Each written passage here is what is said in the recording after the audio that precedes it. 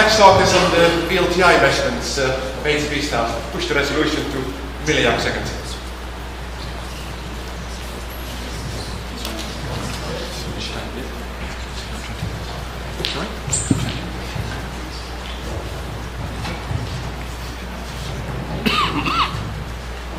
Can you hear me?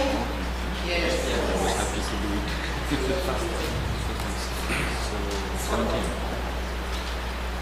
Okay. Good morning, everybody. My name is Paladini, and first let me thank the organizers for giving me the chance to speak. And today I'm going to talk about the VLTI survey of AGB star. So we move from post-AGB to the parents. The outline of my talk, I had an explicit, somebody asked me explicitly to explain what is a visibility before showing the visibility, so I will spend half of a minute on that. And then I will set the stage with showing you the asymptotic giant branch stars. Then we will move towards our large program, and we will speak about the geometry of the mass loss process. I will show you the observation. We have the molecular dust amplification study, the spectroscopy, chromatic variability, and the metric filtering, and I will go to. So, this was forward. Welcome to the Fourier space. People ask me, why do you use VLTI? Why you don't use a single dish level? Well, with VLTI, we combine light from different apertures, 2 up to 4 at the moment. And why do we do that? Because we want to resolve the objects we are observing. We want to look at an AGB stars as we look at our sun. And the only way to do this is either to build a telescope with something like 100 meters of mirror, and we don't have money for that. Or we use interferometry, and that's why we are using interferometry. The price that we have to pay for this is sensitivity, because you don't have images. I mean, we have a few images, and I'll show you also one of them on top. But for the moment, we are still looking mainly at visibilities. The visibility is the quantity that we measure with the interferometer. It's a complex quantity. Remember, we are in Fourier space. So what you have to imagine is it's basically the Fourier transform of the brightness distribution of your star. That's it, as easy as it sounds. And it's a complex number. It's made of 2 parts, the amplitude and the phase. And when I speak about amplitude or visibility, I'm talking about the size of the object. And when I speak about phase, I'm speaking about the symmetry. So if the phase is 0, then this means your object is symmetric. If the phase is different from 0, then we are talking about something asymmetric. So now we know everything about interferometry, I hope at least. And we look at how an AGB star looks like.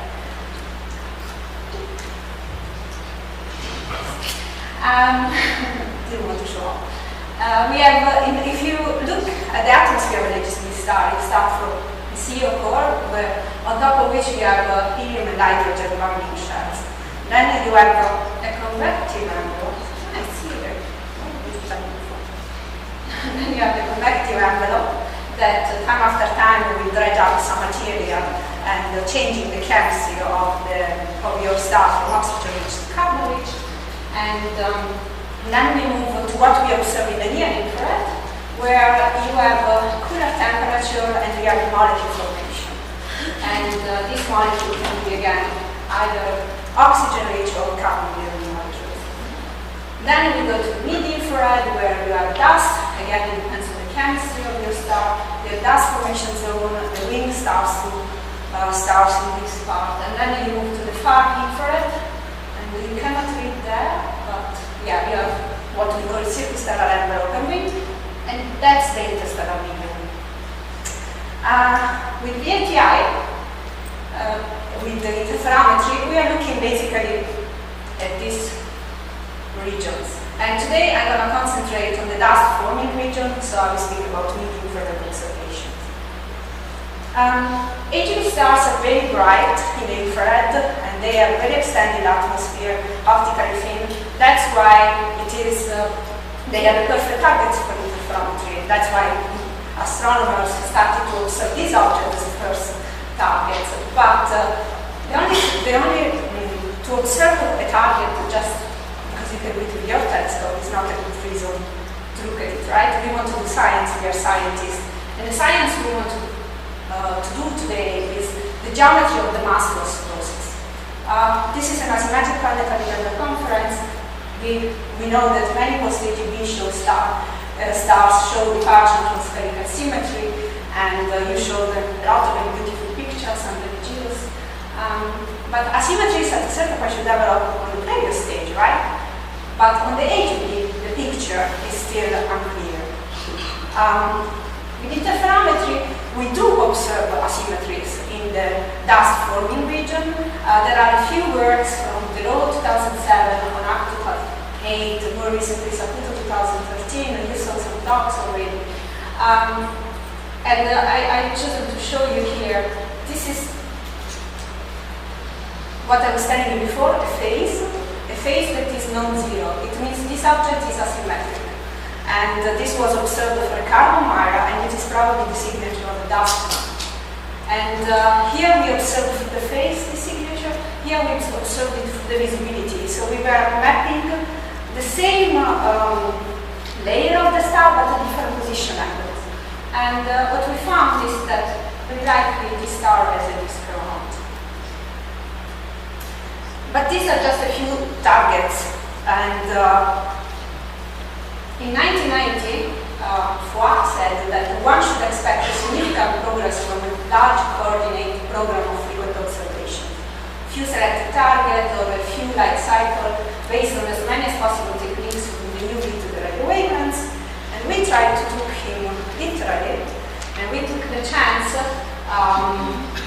of the launch of the Herschel satellite.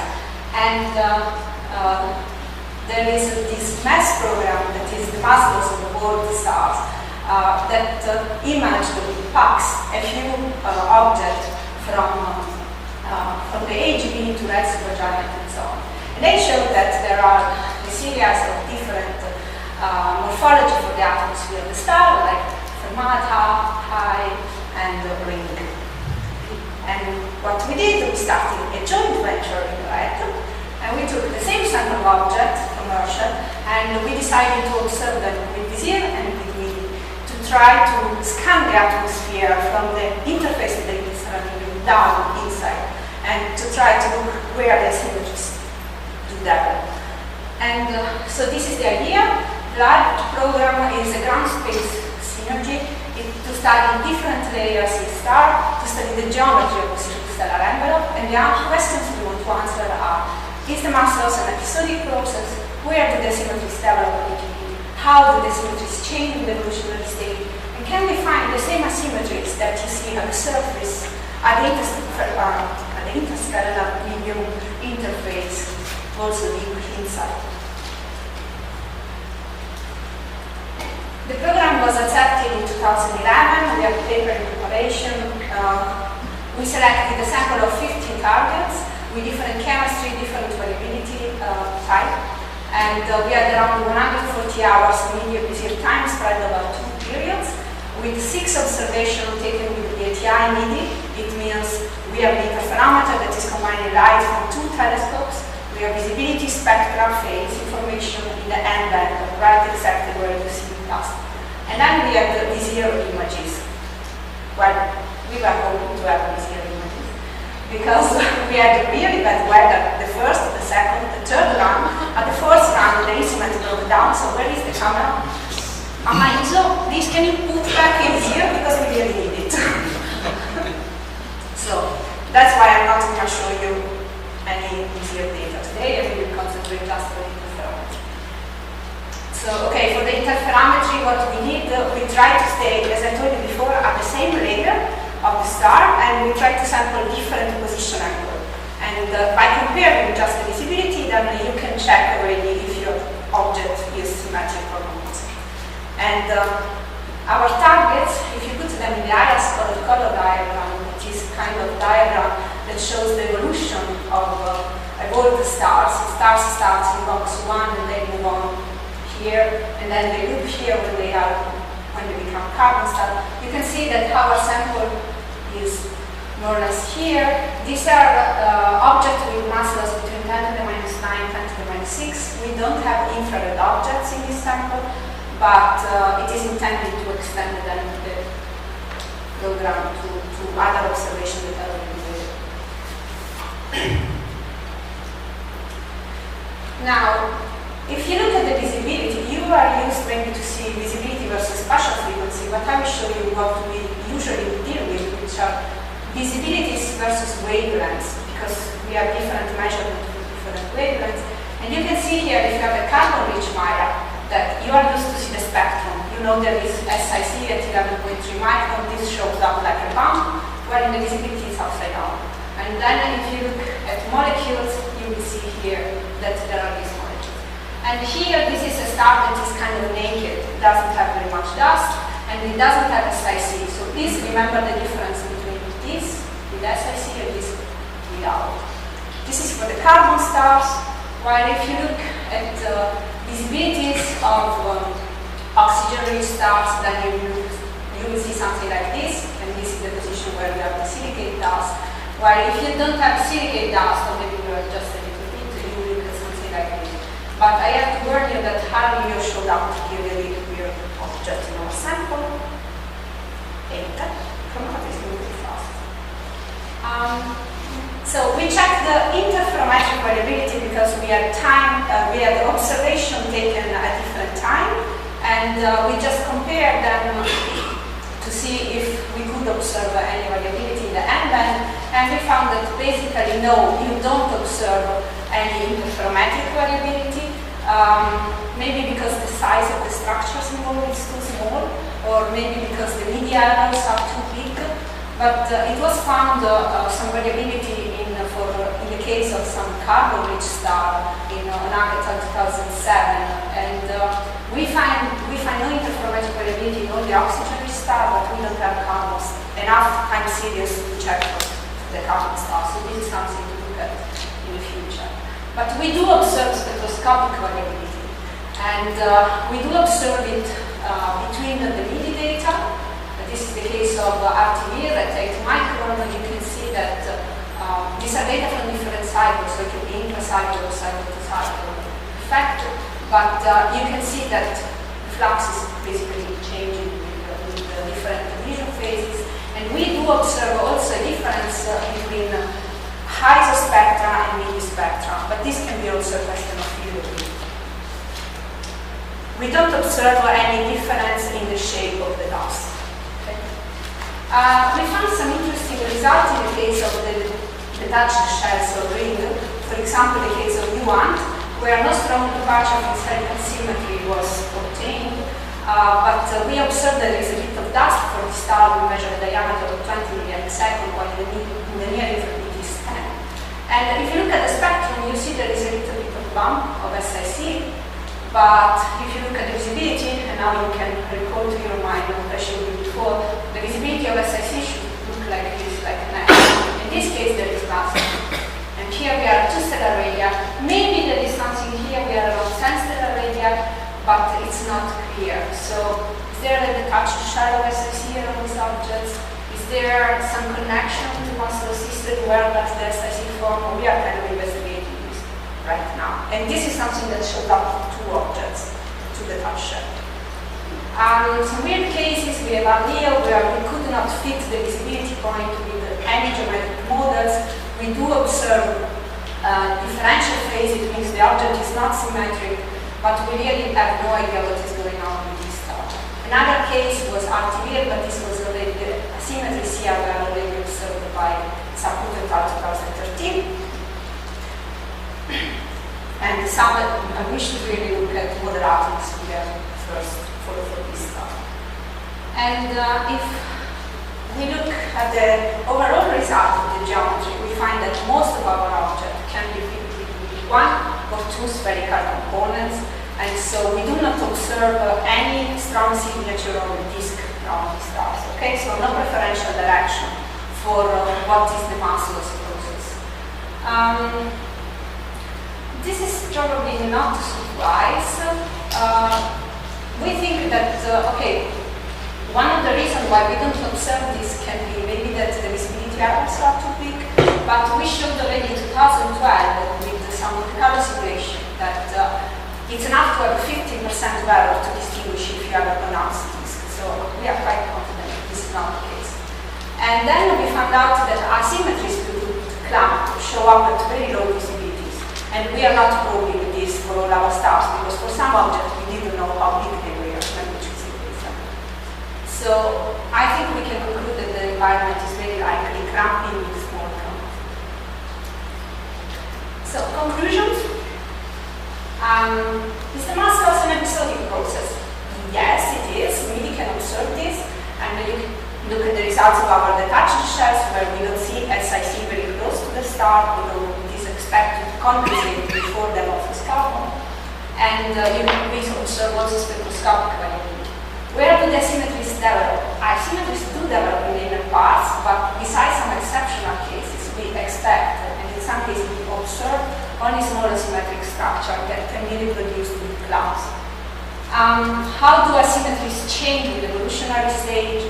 If we put together the results of our program with the results from previous program published, we think that it is true that more gold and more dusty stars are probably more clunky. And can we find asymmetries in inertia also with MIDI? Not in the Fermata case, also because it was shown that this is due, the Fermata shape is due mainly to the stellar-medium interaction. I would strongly suggest that we go to image rings, irregular and high-shaped stars that were detected. In the future, detailed model atmosphere analysis is ongoing on the data, and we are preparing for the second generation VLTI with this instrument that will do imaging. And all this work is like kind of preparation to prepare the ground for the 3D for the comparison with 3D modeling that our colleagues are developing. And until now, I also saw a lot of pretty pictures, and as I said, I'm very jealous. But I hope I can make you also a little bit jealous now, showing you this picture and advertising the Pioneer Science Meeting and the VLTI Community Days in January. This is a picture of an AGB star. It's the surface of a carbon-rich mira that was imaged with Pioneer. So we can, with 4 telescopes, we can already do images, and we will be able to do images also in the future. So stay tuned. Thank you.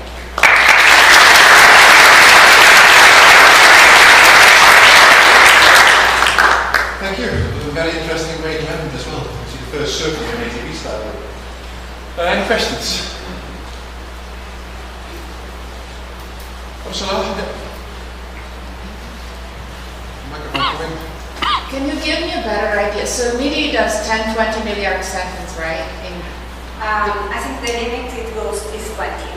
20, so say 20, 30, something like that. Yes. So what is the physical scale that corresponds to at the distances of your sample? We can observe the stars from, it depends on the distance of course, but yeah. From 2 to plan-stellar area, I would say. Okay, thank you. Other questions?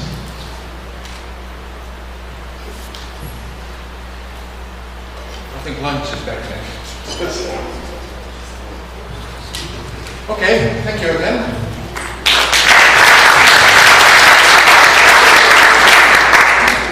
And I think there's another poster session coming.